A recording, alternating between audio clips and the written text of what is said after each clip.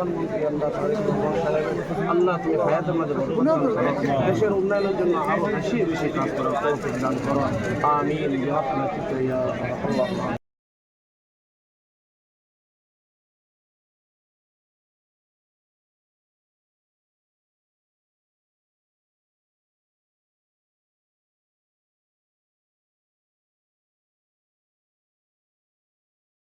এই খালগুলো যখন ভালোভাবে খনন হয়ে যাবে, এটা শুধুমাত্র যে আপনাদের এই এলাকার স্বাভাবিক জীবনযাত্রার মান উন্নয়ন করবে না, এটি কিন্তু আপনাদের একটা ট্যুরিজম আসপেক্ট তৈরি করবে। অর্থাৎ এখানে প্রচুর মানুষ তখন এই খালের যে সৌন্দর্য, সেই সৌন্দর্যগুলো অবলোকন করতে আসবে।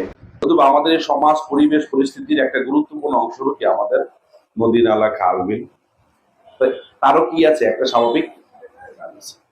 এইগুলোকে বলা হয় এই পৃথিবীর, এই সমাজের, এই পরিবেশের শিরা উপশিরা। আমাদের যদি হার্ট ব্লক হয়ে যায় আমরা কি করি? সার্জারি করি না? বাইপাস সার্জারি করি, অথবা কি রিং পরাই, তাই না? এই খালগুলো হলো আমাদের সমাজের, আমাদের এই পরিবেশের, আমাদের রাষ্ট্রের শিরা উপশিরা।